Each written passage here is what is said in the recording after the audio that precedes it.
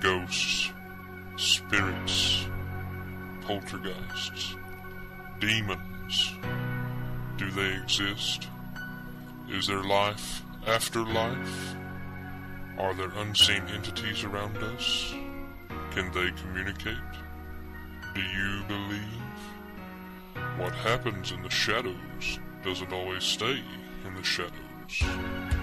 Live from Northwest Georgia, covering the region and beyond, this is Georgia Paranormal Radio. And now, here's your host, Mike Watkins.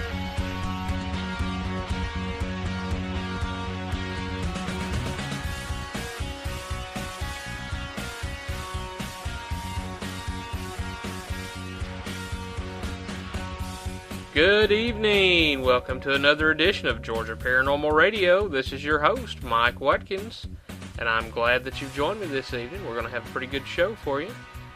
Tonight we're going to be talking about some feedback we've received, some investigations that we've been on, and then we're going to talk about some Ghost Hunting 101 or Paranormal Investigation 101.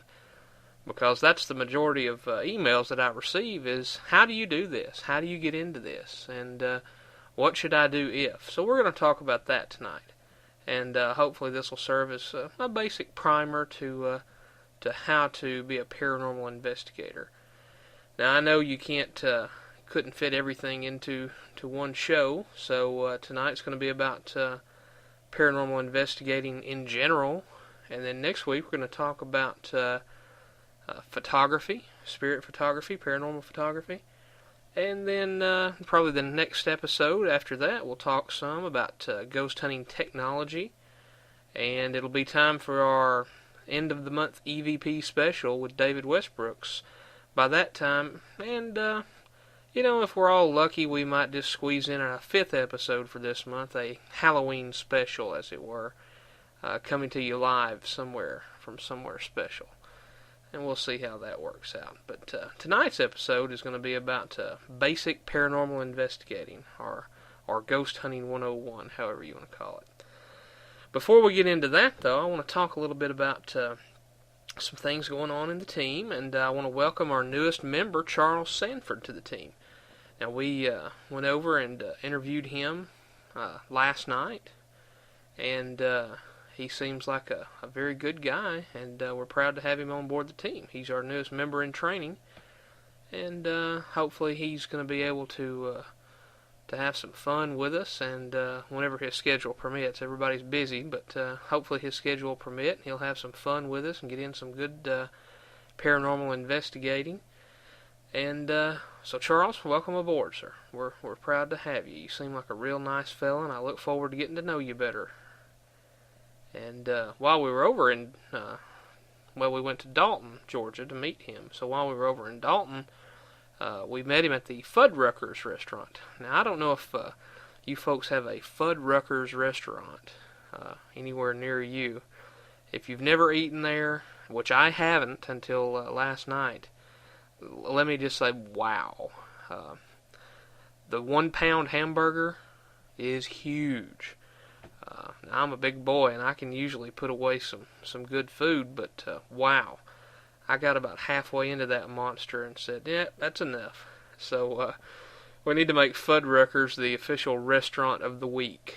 So it's good stuff. If you like hamburgers and you want a good hamburger, then go to Fuddruckers if you have one near you. And if not, drive to one. It's worth it. So, but anyway, Charles, we thank you for your interest in the group and the interest in the paranormal, and I look forward to getting some work in with you, sir. And as we were coming back, now David and I and Cindy went over to kind of talk to Charles and to do our pre-membership interview, which is something that we require in our group. We stopped at one of my favorite haunts, if you'll excuse the pun. And I'm not going to name off the name of the place, but we stopped there, and we're out about an hour doing an investigation, and had some pretty good results. Saw a lot of shadows moving, and heard a lot of audible talking from people that weren't there. This place is out in the middle of nowhere, and it was pretty good. We had a good time doing that. And it's been really foggy the last few nights, and we've had some strange encounters. David has had some particularly strange encounters with the fog, but it was kind of foggy over there last night, and it added to the mystique a little bit. So that was good. So we got that out of the way. And right now, I've been trying to figure out just how to bring this up. We're getting more and more feedback. I get a lot of email. Let me start with that. I get a lot of email. A lot of it is, how do you do this? Or, is this picture a ghost? Or, do you hear what's being heard in this EVP, And a lot of it is, basic paranormal investigation stuff. And I do not mind answering those whatsoever.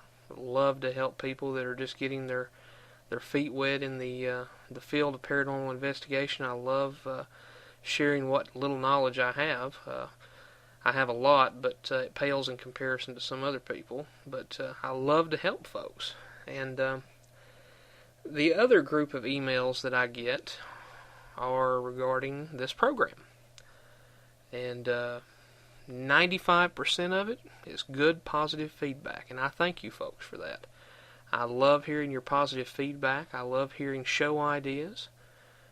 What I don't like hearing, and I listen to it, I read it, I take it to heart, is the negative feedback. And we try to change the things that you good folks don't like. And you're more than welcome to submit something saying, hey, I don't like this, you should change this. I do ask, though, out of respect, that you draw the line with religion. This program is not about religion. This program is not about faith. This program is not about a denomination. And I don't solicit that kind of email. I honestly don't welcome those kinds of comments. Feedback about the program or guests or anything like that, absolutely. Good, bad, or indifferent. But when you make it personal, and let me explain what I'm talking about here. And the person that wrote it is, who I'm talking about. Saying that someone is going to be eternally damned and go to hell for having a radio program or investigating the paranormal is way out of line. That is your opinion. I respect your opinion. I respect your right to have an opinion, but I don't necessarily want to hear your opinion. And if you don't want to hear my opinions, then there's an easy thing you can do. It's called don't listen to this program. Don't go to our website.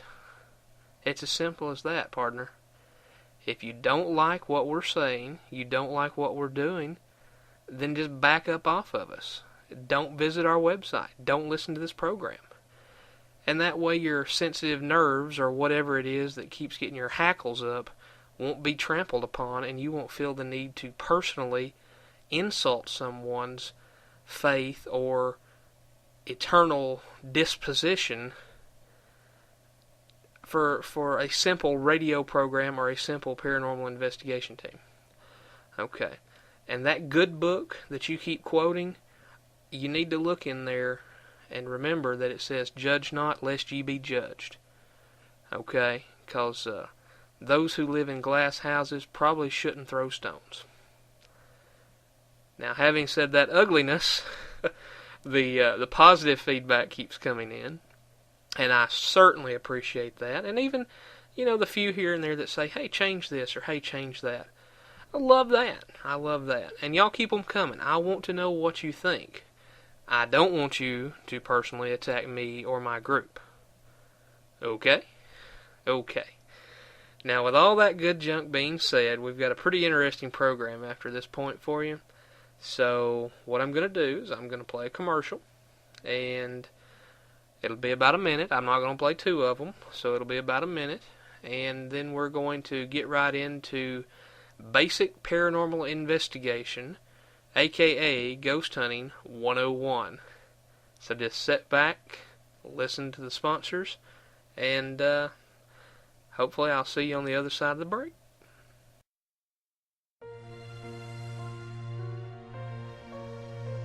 Do you have strange feelings while in your home or business?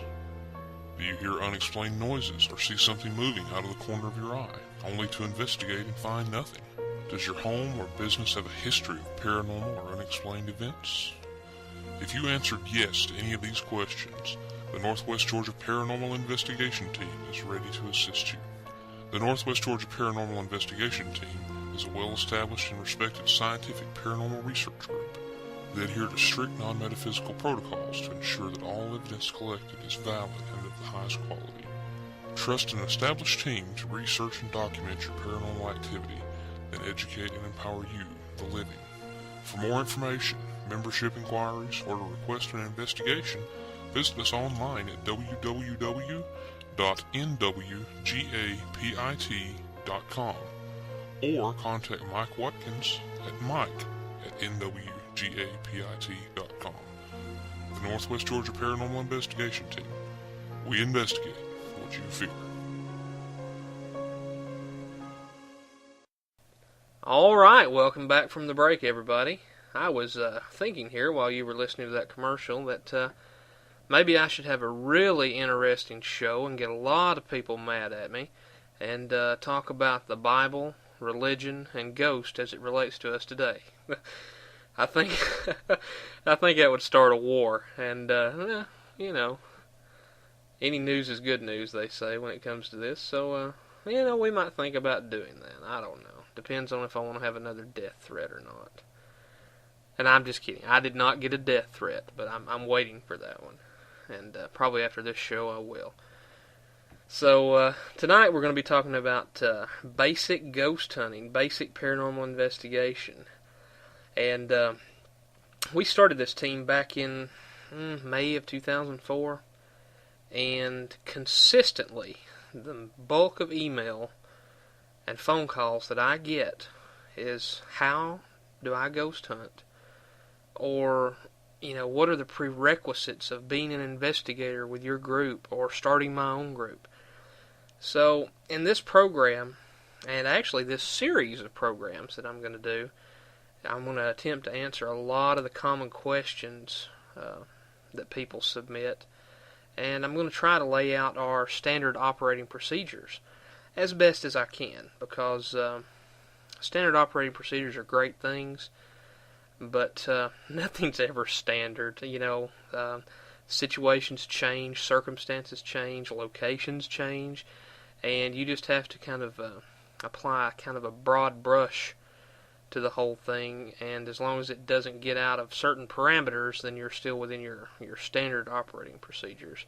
So we'll talk about that and some of our best practices for how we do things and why we do what we do.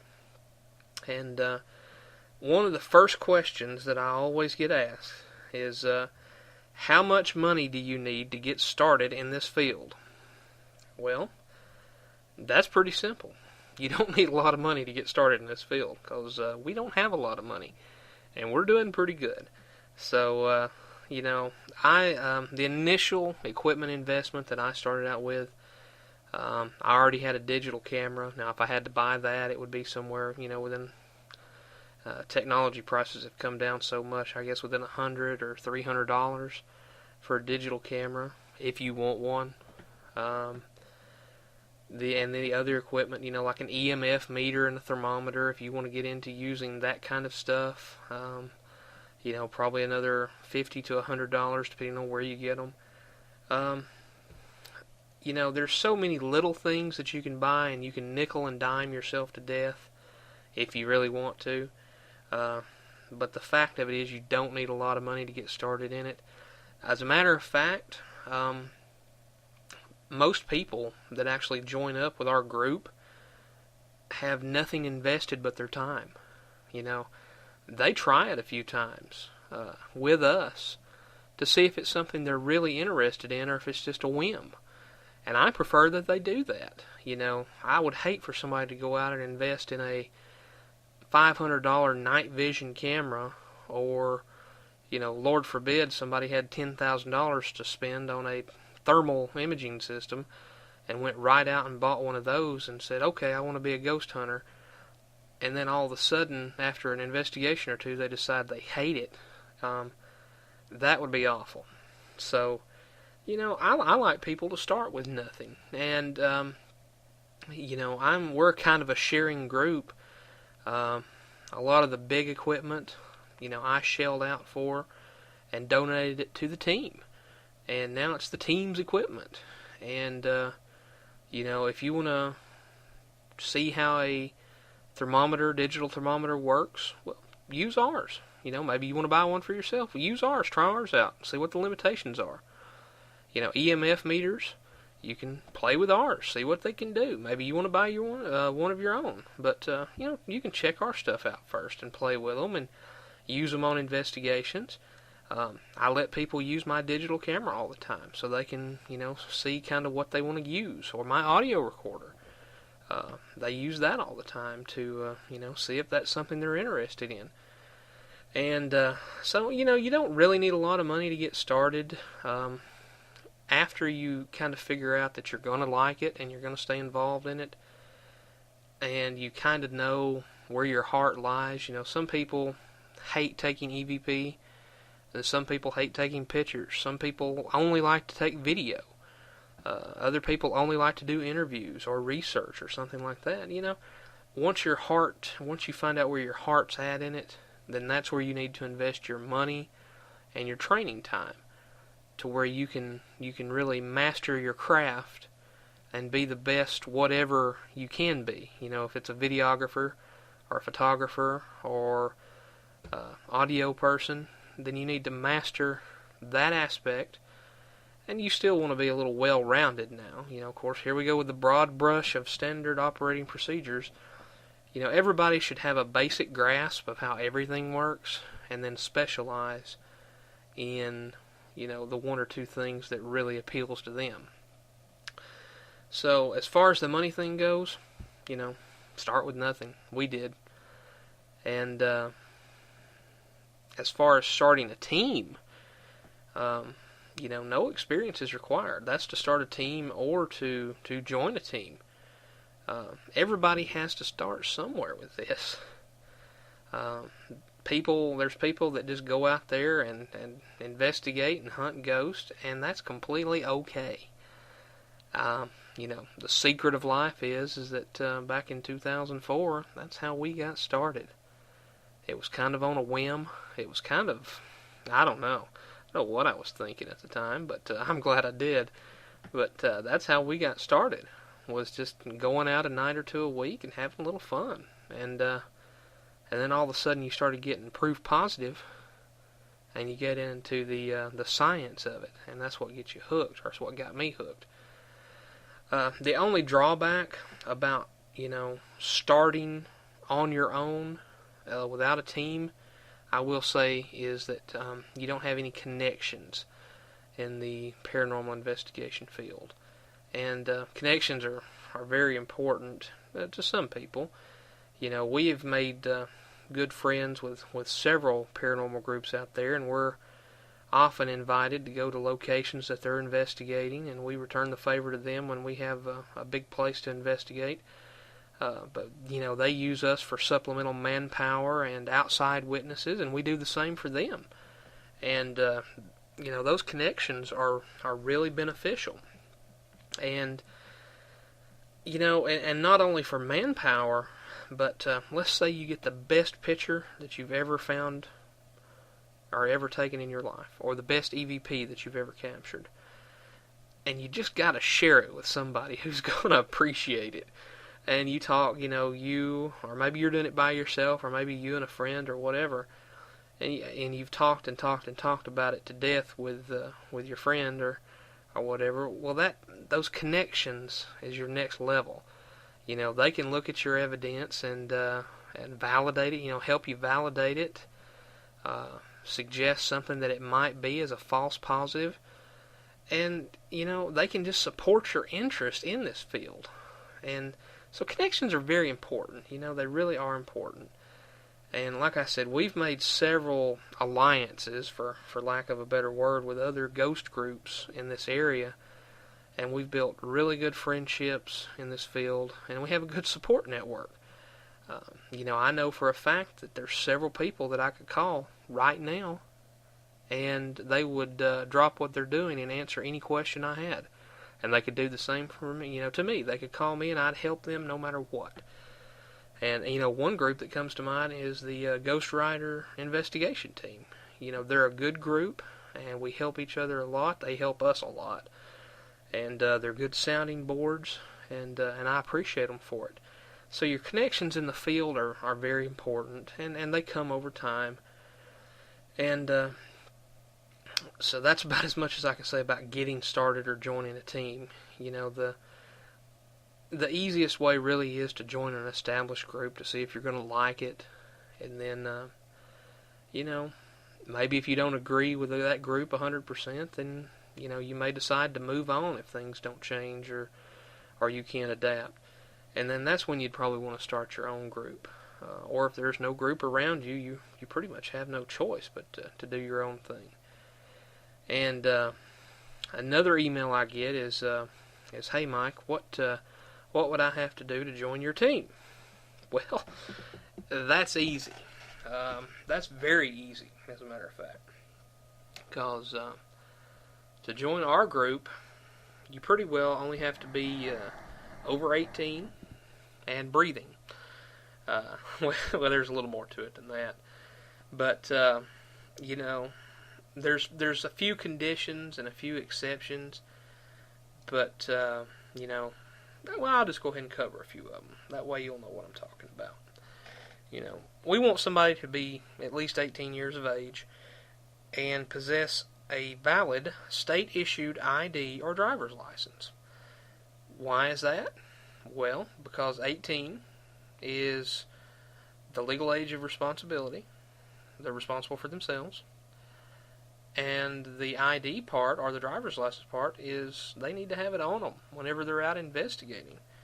That way they can prove who they say they are to law enforcement, or if something happens, they'll have some form of valid ID on them. The next step would be to complete a membership application. Pretty simple. You just tell us who you are and why you want to join. And then you go through a verbal interview process. And that's pretty simple.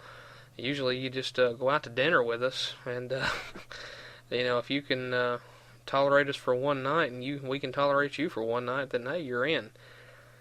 And after that, there's all kinds of little things. We like for our members to be able to attend no less than 50% of all announced meetings, training sessions, and all other mandatory special events. There are very rarely mandatory special events, but if you're going to miss a mandatory event, you really need to have a good reason. I mean, we're in this to have fun, but there's certain times whenever we need maximum attendance, and that's why we call it a mandatory event. And there's a few other little things about joining our team. It's pretty easy. I can break it down to this for you. If you're 18 and you're crazy enough to want to go tromping with us in places that are haunted or could be haunted or through cemeteries in the middle of the night, and you're not using drugs, you're not a drunk, and you're not going to kill us all, in the dark or something, and you're not going to lie, and you're not going to steal, and you're not going to vandalize, welcome aboard. There you go. That just broke down like 3 pages of the bylaws for you. We're friends. I treat this group like my family, and everybody needs to be mature, and all those things that I just named off are part of being mature. So, there you go. And I know I'm jumping around here tonight. I'm scrolling through my emails here, reading other big questions here that I get asked. And here's a good one for you. It says, Mike, can you tell me the difference in classes of ghosts? Ooh, classes of ghost. Well, I'm assuming that by classes of ghost you mean like a residual haunting or an intelligent haunting or an inhuman and that kind of thing. Well, to start off on the lowest rung of that, I would say an orb. An orb is an anomaly. It's a light anomaly. A lot of people consider it ghost. A lot of people don't. If it shows intelligence, changing colors, intelligent movement, probably going to be a real orb. It may be, maybe a spirit, maybe not. You get into residual hauntings, where it's just basically like a tape recorder playing over and over again.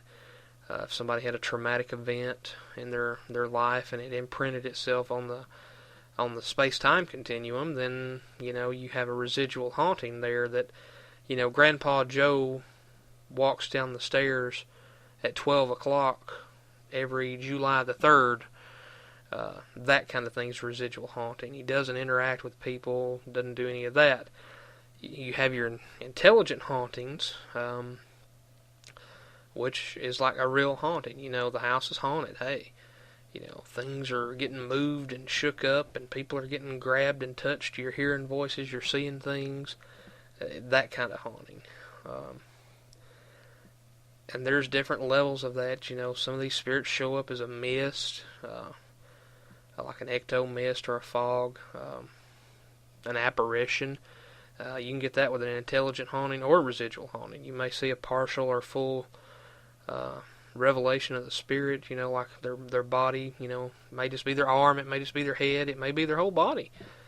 And, then you get into your inhuman stuff.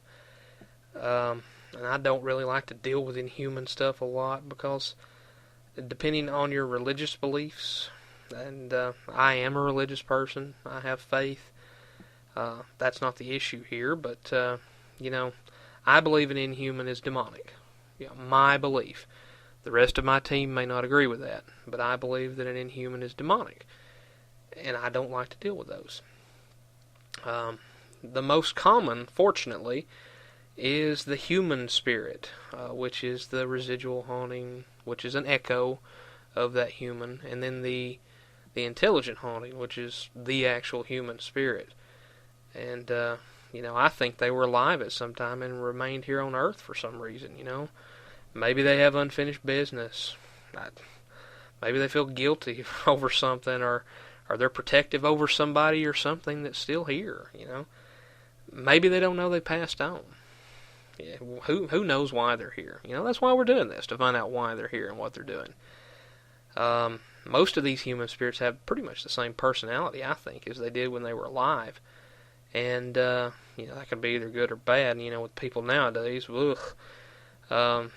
they're probably going to be aware of you, and they're probably going to interact with you. And, it's going to be a lot more of a dynamic experience than the residual haunting. Because, like I said before, it's just like a tape recorder or a video that plays over and over of a past event. And, those guys or girls, whatever they are usually not aware of you. And, the human spirits don't generally harm people. If you're respectful, if you're courteous and polite, they're usually going to be the same way. We've seen that at many, many places. When you start being ugly towards them or to their surroundings, then you got problems. Now, those demonics, on the other hand, or inhumans, let me be, religiously correct here, the inhumans are trouble, and I don't like to deal with them. You need to be aware of them, but you don't need to be obsessed with them. They're less common. You're probably not going to encounter them for a long, long time. I've encountered one that I know of, maybe two, but one for sure. And the best way that they have to hurt somebody is by attacking their mind with fear. And fear is a very powerful motivator, folks. I mean, you kick in that fight or flight mechanism and overload it, and you blow out your senses with, the shadowy shapes that, come up and around you and the foul odors that they emit and growling sounds or any of that good stuff. It sounds Hollywood, but it happens. It happened to me. And it just kind of shorts out your fight or flight mechanism, and they can cause you to hurt yourself more than they can hurt you. But man, it'll scare you, and I don't like dealing with those things at all. Whoo. Another. Let me move on from that subject before I scare myself again. And another thing, another common thing is, I'm a new ghost hunter. Tell me what you would do to in this situation, or tell me how I can correct this, or tell me what I'm doing wrong. And so I'll just go over some basic tips. Now, some of these are on the website, some of these are from personal experience. And the first thing I have to say to anybody doing this, do not ever, ever, ever, ever, ever go out alone. There's some situations where it's okay if you know what you're doing, if you know your location, but you're still taking a risk, okay? You're still taking a risk because, locations change, situations change. It's best to never, ever go out alone. And plus, I'm not saying anybody would falsify any pictures or EVPs or any situations that they experienced while they were there. But your other person is not only there for your safety, but also as a witness to what happened.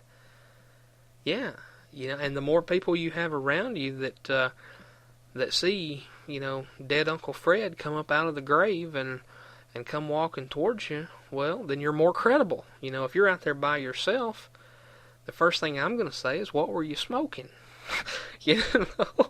And now there's a couple of people I wouldn't say that to, because I know them well enough to know that they would never, ever, ever make something up. But, Johnny off the street comes up to me and says, "Hey, Mike, dead Uncle Fred just came up out of the ground, and he's looking for you." And I'm going to say, yeah, and we're going to take you to the nearest nut house. So, but you have 20 people come up to you and say that, and of course you wouldn't want to take 20 people with you, but 5 or 6 people come up to you and say, "Hey, this really happened." Then you have to start saying, "Wow, it probably did." So, you never want to go out alone. It's for safety and it's for credibility purposes too. You never want to go into an area that you're completely unfamiliar with. You need to know the lay of the land as best you can. I like to go to some of these places during the day and look for hazards that might not be, so easily seen at night. And this also comes into checking on the history of the area. I mean, maybe the area has a haunted history that you can find out about during the day. And, plus you don't want to fall into a well or a big pit or anything if you're out in a cemetery or something like that, in a pasture, whatever. There might be hazards there that you might not see at night. So, if you can, check it out during the day and check your history of the area too. Never ever trespass. Yeah, that's a big one. It is illegal, and it gives all investigators a bad reputation. If you trespass, let me say this, if you trespass on an area that is clearly marked, no trespassing, then you deserve to go to jail. I said it. You deserve to go to jail. You deserve to get booked for criminal trespass. Okay? If an area is not posted, and an area doesn't say you can't be there at night, or you can't be there at such and such time, then that's fine. As long as it's public land or, cemeteries such as that. But these places that are posted, no trespassing, or posted, you better not be in here after 9 o'clock at night, you break that, you need to go to jail, and I hope you do. I know that sounds harsh, but, reading the paranormal news wires that come across, there are stupid people giving us all bad reputations, folks. One bad apple spoils a bunch. And, look at what's going on up in the Chickamauga battlefield, why we can't be there at night anymore. Because 1 or 2 stupid people have messed it up for everybody. Okay? So people that trespass deserve to go to jail. And maybe you agree with that, maybe you don't. But, there's a big debate also about going out in the day or night. I've got good results at both times. Yeah, it's harder to catch an orb, if that's what you're looking for during the day, or a ghost light. It's hard to catch that with the sun beating down on you. But I don't discourage daytime investigating, because I've got many good photos and EVPs during the day. And if you're going to a place like a national park or a state park, that's the only time you're going to be able to investigate is during the day. So, there's nothing wrong with going out during the day and investigating. And, I've rambled on enough there. I'm gonna go ahead and we're gonna take another little commercial break. When I come back, we'll get into a few more tips and tricks of the trade, and this will allow me to wet my whistle a little bit and give you a chance to get away from my inane rambling for a second. So we're gonna take a commercial break, and we'll be back in just a second. In 2006, the number of people in the United States was an estimated 299 million, and approximately 205 million of those people were online. Now let's suppose that just 1% or 2 million of those people listen to internet radio or podcasts. Let's further suppose that just 1% of that 1% are interested in the paranormal and listen to this program. That would be 20,000 listeners or potential customers hearing about your product, service, or website on every broadcast. The Northwest Georgia Paranormal Investigation Team and Georgia Paranormal Radio are homegrown organizations with a regional and now worldwide footprint. Trust us to promote your product, service, or website just like it was our own. Your success is our success. With rates at only $5 a month, guaranteed exposure on every broadcast, and no long-term commitments if you aren't completely satisfied, you can't go wrong. Can you afford not to advertise with us? For further information, email Mike Watkins at mike@nwgapit.com. All right, thank you for making it through that commercial break. Yeah, we need some new commercials, folks, and that means we need new sponsors. So, if you want to sponsor this program and get rid of those incessantly awful commercials, then, hey, put your commercial in there. How about that? And you can find out more about advertising on this program by going to our website at www.nwgapit.com and clicking on the message board. And there you will find a category that says Georgia Paranormal Radio. And there's this whole big FAQ, frequently asked questions about advertising in there. Read it. And hey, $5 a month. Surely your group can muster $5 a month, right? Alright, so enough of me, I was going to use a word there, enough of me pushing our advertising. How about that? And back to some more tips. I kind of got rambling there, reading some email, and I want to cover this again, though, before we get into this next area. You need to be careful, people. You need to be careful.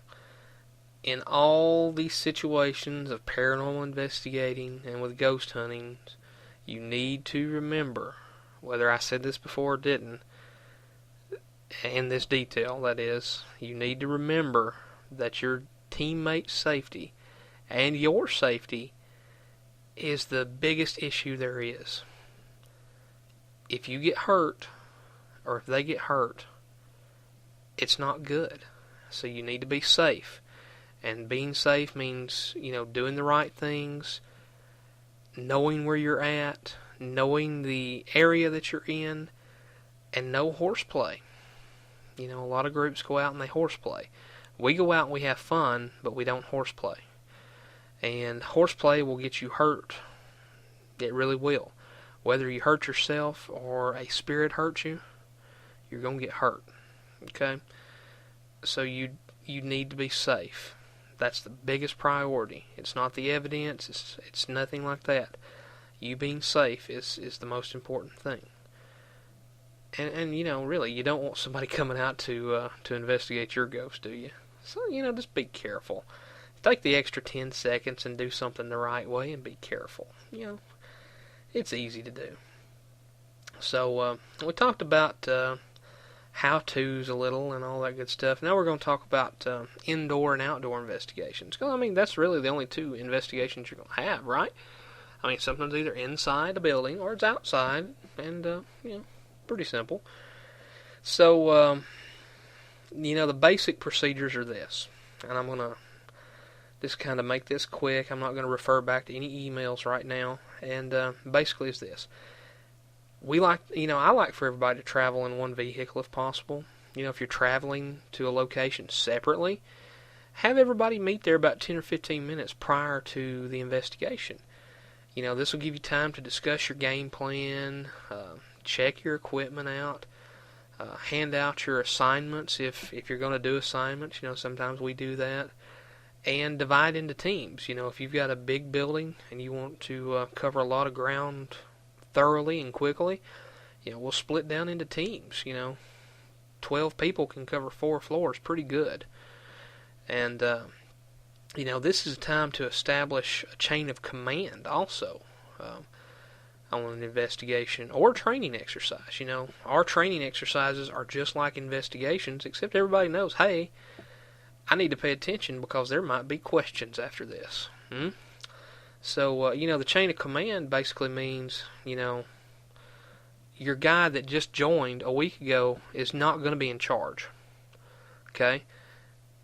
If somebody comes up and, wants to know what you're doing there, or the police come up and want to know what you're doing there, then that's when you don't say, well, hey, go talk to Bob over here, and Bob's been in the group for a week.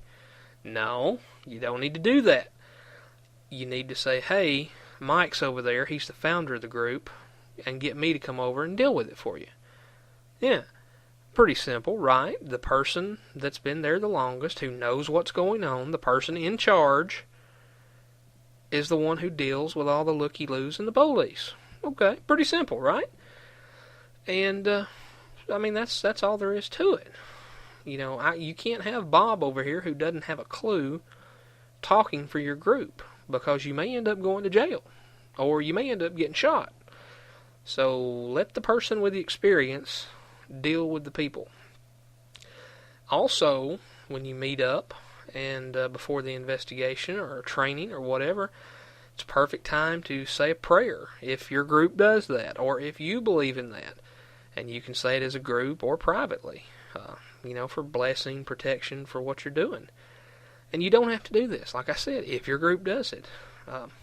Personally, I found it helps. It helps me. I do it a lot of times personally. There's been a couple of times when the group has wanted me to pray for the group as a whole, and I'm happy to do that. But I'm not going to force my beliefs on someone else. So, a lot of times we don't do that. I leave that up to the individual person. And I know I'm covered and I'm protected. And, we just don't do that. We don't force our beliefs on other people. There's better ways of doing it. And if you haven't already done so, you need to go into a site and check it for hazards. Okay? This probably should have been done in the daylight. It's like I said, you don't want to fall into a well at night, so you want to check things for hazards. It's time, after you've done all this, it's time to get started with your actual investigation or training. And you want to set up your equipment. You want to, the teams that are moving out from the command post, if you've set up a command post, need to move out. And, a lot of investigators, now this is a good point here, a lot of investigators believe in being in your environment for 5, 10, 20, 30 minutes, up to an hour before ever starting. And that's just to let the spirits there get used to you. I don't have a problem with that, A lot of times it takes that long for them to get used to you. You'll be on an investigation 20, 30 minutes before things start popping. And, but I figure why not, personally, why not use that time where you'd just be sitting around to multitask and go ahead and do a little investigating and double checking things. And plus I don't like sitting around too much. So you just do what you feel comfortable with. Now, we kind of coined the term, you've heard of carjacking, where people come up and just run up and take your car. And we coined the term ghost jacking. And that's when you go into a location and you just immediately start with your pictures, your EVP questions, and all that good stuff, and then, before saying hi or bye, you just run off into the night. You get out of there quick. So that's ghost jacking. If you ever hear me use the term ghost jacking, that's what you got. It's like a carjacking, but with ghosts. So I always enjoyed that. So after you've, whether you stand there, sit there, whatever, and let the spirits get used to you, or just start in, you're going to be taking your photos and your video if you're doing that, and recording audio, and taking measurements with all your fancy equipment if you're doing that, and you're going to note anything that happens. Now, a lot of people have the pen and paper handy. I don't like doing that because, number one, I can't write in the dark. Okay? So you got to turn on the flashlight. When you start turning on flashlights, you start losing night vision. So I tell you what I like to do, and it's so simple, but I've never heard anybody else say this. Instead of stopping everything you're doing and making a note on a pad and a paper while you're recording EVP, you just say, hey, it is 10:30 and I just got grabbed on the shoulder and I'm near the library. Okay. Well, then you've got it on tape. How about that? Why write something down when you're already recording and you can just say it? Amazing, huh? That's what I like to do. If you like taking notes, then more power to you. Just let me know what ink pen company and paper company you use, and I'll buy stock. Okay? And also we like to, we also like to cover a lot of areas. Now, I do kind of several things at once sometimes. I like to try different things, and some people only like to EVP. Some people only like to photograph, like we talked about before. I try to let all investigators cover all the areas and rotate their equipment if they want to. If we only have 2 EMF meters, then maybe we'll let somebody else go in with an EMF meter this time. And these spirits respond differently to different people. And plus this keeps everybody kind of on their top game, you don't get so bored when you change up like that. Okay, so after you've done that, and you've investigated, and your batteries are dead, and you're about dead, it's time to wrap up, right? So what I do, is have everybody assemble, and we kind of discuss our primary results within the team, and, if the group wants to do a closing prayer, that's fine, you can do that. I personally do my closing prayer about this time, and I make it a point, whether I'm praying or not, to tell the spirits that are there to remain there and not follow you home. You don't have to do that, but it helps, because sometimes you bring company home with you. Don't you, David? Yeah. Hopefully, y'all know what we were talking about. Last week we had an interesting week, so it's been pretty funny. So after you've done that, you go home and you analyze your evidence. Now, a good rule of thumb is for every hour that you're out, you're going to spend an hour and a half to 2 hours working on evidence. Yeah. Then, if you have the job of being the person who combines all those records and writes a summary report, then you got a lot more work. Or if you happen to be the person who does the website maintenance, who adds positive photos to the website, then you got more work. But for the basic investigator, an hour and a half to 2 hours for every hour in the field is practical. Okay? You're going to listen to your audio, you're going to do that, you're going to look at your pictures, you're going to brighten them a little or darken them a little if the flash was too bright, and see what you got. And it really works out to be that way. That's the most boring part. The investigating is fun, but then you have the logistical side of it.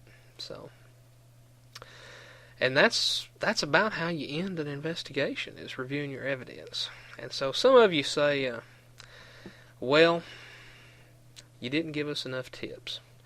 So here's some more basic tips for you. and then we'll wrap this up. Okay. You want to keep an open mind, right? Negative feelings will keep the spirits away.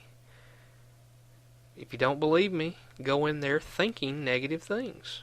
Negative things will happen. If you keep a nice, open, positive mind, and not even a positive mind, just keep an open mind. Say, hey, something may be here. Or, you kind of put your own life to the side and you just get down to business. Things will go so much better for you. Okay? And nobody likes a grouch.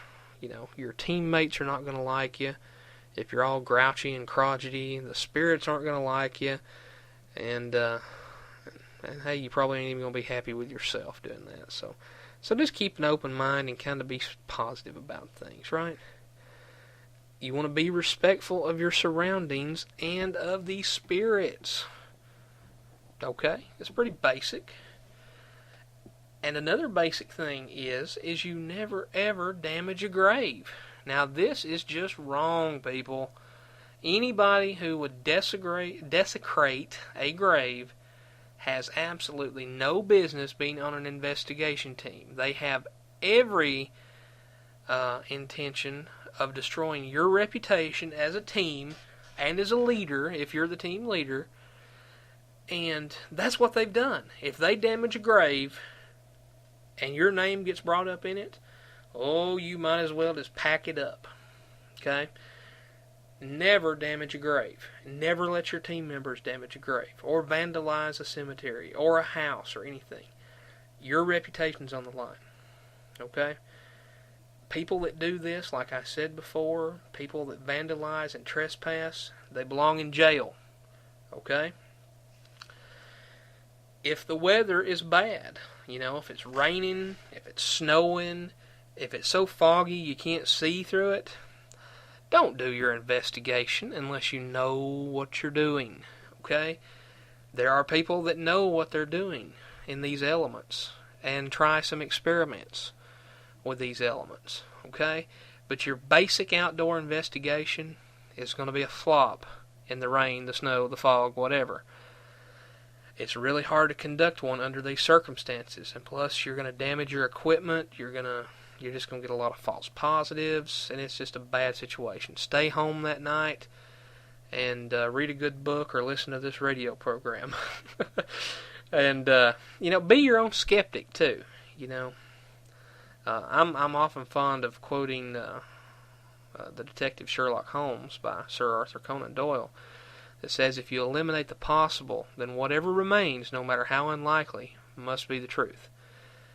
So if you're your own skeptic, if you are your own skeptic, I have a speech impediment tonight. If you are your own skeptic, you will rule out all the garbage yourself, and it'll build credibility for you and your group. And there's going to be scrutiny to whatever you put out. Trust me, I've got the emails to prove it.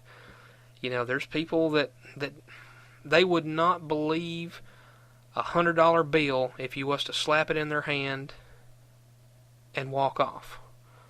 They would think it's counterfeit. There's people that will not believe that they have a nose on their face even if you give them a mirror and flick them in it until it hurts. Okay? There's a lot of scrutiny in this field, and there's a lot of skeptics. So be your own skeptic. Put something out there that nobody can argue with, and that's how you end the problem. You never will, but because somebody will always argue with something. A lot of websites also recommend that you not wear too much cologne or perfume during the investigation. That's fine, I guess. They say it can mask a paranormal smell. You don't want me going out in the field without cologne because you want me to mask a paranormal smell. You gotta have a little fragrance there, but don't go overboard. Don't put on a whole bottle of aftershave. And again, no smoking, alcoholic beverages, or drugs at an investigation scene. There can be some exceptions to that smoking rule in designated areas when people know what you're doing. Okay, but it can create some false positives and some real positives. But for the skeptics, it's a false positive. And you don't want to be drunk or on drugs at an investigation. It's dangerous, it's illegal, so don't do that. Make sure that somebody outside of your group knows where you're going to be in case something happens to you. You know, you don't want to disappear off the face of the earth and nobody know where you were, what you were doing. It's bad. And in this world we live in today, it's entirely possible. Okay? So, and again, another point I'm going to cover one last time is stay on public land or get permission to be on private land. Don't trespass. If you do, you need to go to jail. I'm not going to say that anymore. So there's the more tips for you there, and look over my speech impediment tonight. Now a lot of emails, that I get say where would be a good place to go investigate. Well, I used to have a list up on the website, and I still got it saved in computer memory here, so I'll just pull that up for you. And some of the best places in the world to investigate are going to be cemeteries. But there's a lot of people there. And I don't mean living people. I mean spirits there. And for some reason, whatever, you have better chances of taking something home with you from a cemetery than you do anywhere else. I avoid most cemeteries now. There's only 2 or 3 that I go to.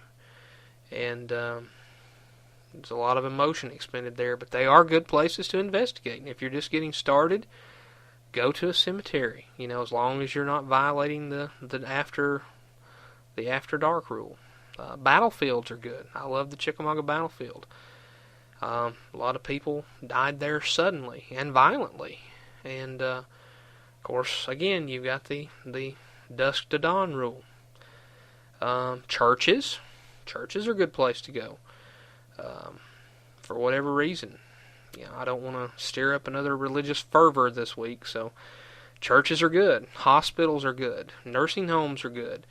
Hotels are good. Any place where people have been, people die, or there have been a lot of emotional events. Jails, prisons, absolutely. Very emotional and violent events happen in there.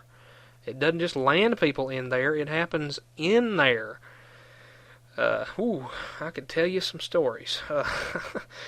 Schools, colleges, theaters, old houses. But then with the old houses, you get into, the evil trespassing thing, so we're not going to talk about that.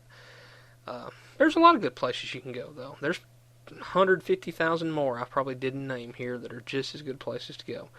I tend to believe that they're everywhere. Okay? I think that spirits are pretty much everywhere. They may be concentrated more in certain areas, but I believe spirits are everywhere, folks. And you don't necessarily just have to go to a cemetery or a funeral home or wherever to find one. You probably could find one, right in your own backyard or in your own bedroom. And I'm not saying that to scare you, but it's true. So, this has by no means been a complete list of how to ghost hunt. It would take a blue million years to do that. And those are some basic things, some basic tips. Kind of a frequently asked questions thing that I get. What you need to be aware of is this, though, is that if you start doing this, you're going to get hooked. And I'm hooked. But you're going to get hooked. And then you'll want to get more involved in it. And you'll want to learn more as you do more. And, any group that's worth their salt will help you learn. My group will. I will answer any email that you send me. It may take me a day or two, but I will answer any email that you send me to help you out. If you're part of another group and you're not getting what you need from them, email me. I will answer any question for you I can. If I can't, I'll find the answer for you. And I'm not trying to steal members from any other group, because right now we have a really good core group that I'm proud of. And, we always accept new members, but, I'm not trying to steal anybody away from anybody else's group. But if you're not getting the answers that you need from the people in your group, I'll try to help you.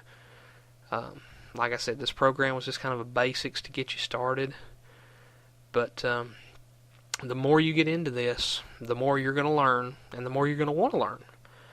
And, eventually you may be up doing what we're doing with our own group, and not that it's a huge promotion, because trust me, with more responsibility comes more responsibility. And, the responsibility I'm talking about is of being fair and consistent and honest. And the biggest thing is, if somebody calls you to their house while you're doing this, and you do an investigation, they're going to want a lot of things from you. They're going to want understanding. They're going to want education. And they may even want you to try to cleanse the place. So, you need to learn as you go. And hopefully you'll be able to fill your needs, your group's needs, and your client's needs the more you learn. And like I said, this was a basic program, but if you have any questions that you need answered, anything that you want to know, maybe I didn't discuss something that you've been wondering how we do something, email me. I'll answer any question for you, okay? My email address is Mike, M-I-K-E, at nwgapit.com. And give me a day or two. Sometimes I get kind of busy with the real world, and but I'll answer any question you have. I also love to hear your feedback. If you like this program, if you hate this program, keep your feedback clean though, and let's not hit below the belt or in the religion box, because that just makes me mad. So your positive feedback's welcome, your negative feedback's welcome, but keep it clean and don't get personal, okay? So there you go. Any questions, any feedback, give me a holla, as they say.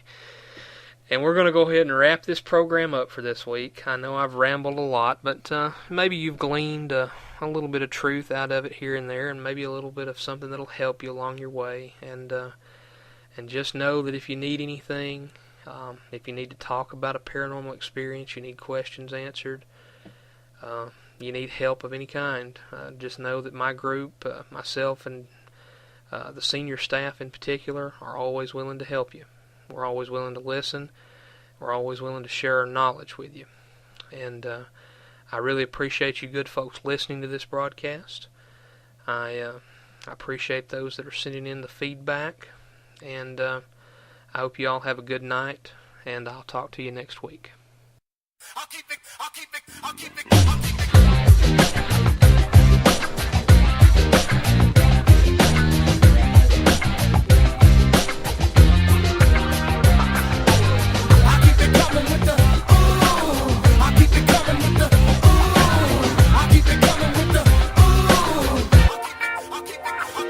Ain't it great to be alive? Ain't it great to breathe? Ain't it great to have hit songs hitting up my sleeve? I ain't silly and my songs ain't cute. I don't fly like a bird, I just shine for loot. You can believe I ain't close to done. You talk hits, you've never been close to one. You ain't supposed to run. You can tell them I said that quick from the get. You know my heart's where my head's at. I'll keep it coming with the ooh. I'll keep it coming with the ooh. I'll keep it coming with the ooh. I'll keep it coming with the ooh. I'll keep it coming with the ooh. I'll keep it coming with the ooh. Spent the last 6 months sitting out in the cold. You know I cried